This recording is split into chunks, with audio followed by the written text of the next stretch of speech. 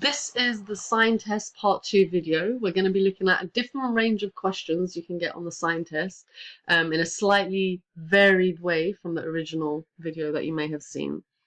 So let's say for argument's sake, this was the question. So it's got students 1 to 10, so that means there was 10 participants to begin with. And let's say for argument's sake, this is looking at memory improvement or memory deterioration in a particular exercise, and we'll consider what neither means in a moment.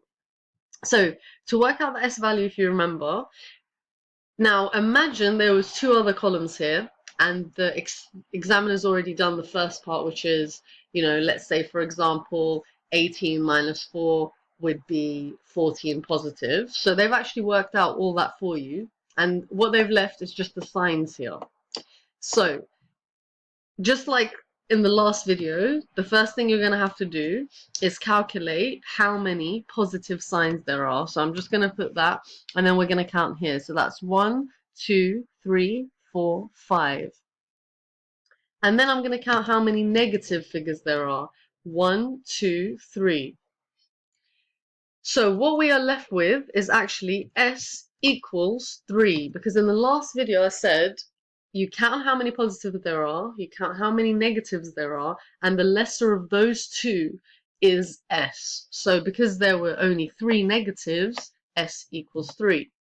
Now another important thing you're going to have to notice is, what does this neither mean? Now neither here means they looked at the participant, like student 1's score for memory improvement, they looked at their score for memory deterioration, and they found it was equal. So neither of those were showing any real difference. So that would then leave it as 0. So let's say for argument's sake this was 5 and this was, that was 5 as well. 0 means they don't count anymore. So that whole row basically gets excluded, and so did this one. So what you are left with now is actually N was initially 10 participants minus the 2 who got 0. So you're left with N equals 8 now. Okay, so let's take this information to the critical value table here. I'm just going to take this up a bit so that we can see the question as well. So let's take all of the information we have already. Let me just totally move this up so that I got some space to work with. So we know N is now equal to 8. We know S was equal to 3. And I think those are the 2 crucial things that we need. So we know we're definitely going to go through here.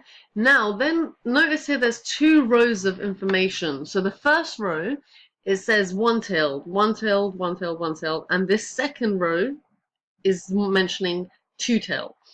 So if you remember in psychology, it's always 0.05 we're going for. And usually in an exam question, so it even mentions it here, with reference to the critical value table, explain whether the S value is significant at 0.05 level. So, and it says here specifically for a two-tailed test. So I know that I'm definitely going to have to go for the second part of this column here, this row, sorry. And I'm not going to go for this one because this is 0.01. I'm not going to go for this one because it's 0.02. Where you'll find the row that is important to us is here. 0.05 for a two-tailed test. So as we can see, if I use those coordinates, we get a critical value of 5. So now, as I said to you guys in the previous videos, write that information down here. So the critical value is 5. So it says the value, and explain whether it's, and then the S value here is 3. And let's see what we've got. So for significance, the value of the less frequent sign, so that's what we said earlier, was 3, because that was the less frequent sign, is equal to 5. Is it equal to 5? So no, it isn't. Start again. Is the less frequent sign of 3 less than 5? So 3 is less than 5, so therefore it is significant. That means you accept the experimental hypothesis and you reject the null. What you also need to remember to do is state the figures.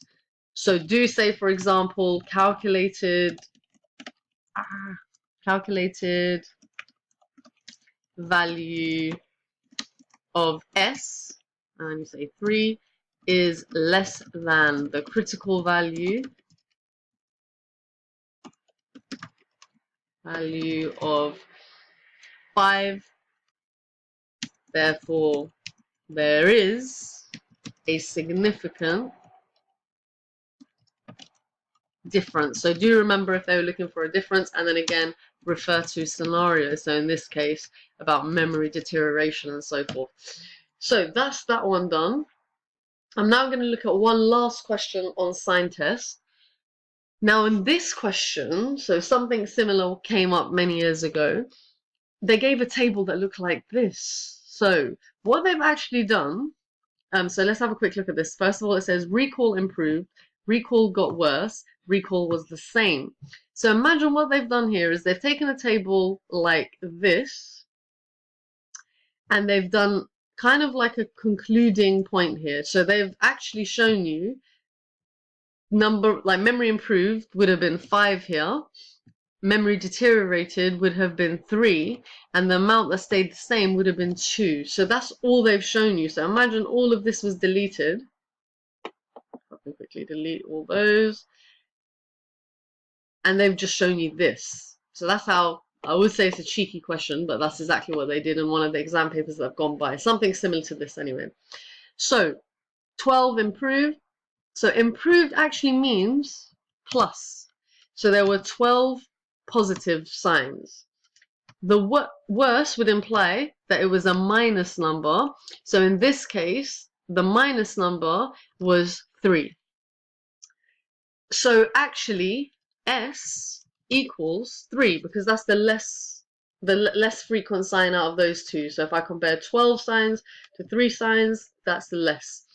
Now, the only other thing I wanted to mention here is remember, if something is the same, so if I take you, bring your memory back to this previous scenario when we were up here. I'll just quickly bring that back. Sorry, yeah. So earlier on when I said some of them were 0, which meant it was cancelled out. So there was 3 people who had the same score for improved and worse, and therefore they don't get counted anymore. So if it was let's say 15 participants initially, you're going to have to do 15 minus 3 participants because obviously 3 of them got 0, no difference, and then therefore you're left with 12 participants in total. So that is the new value for n.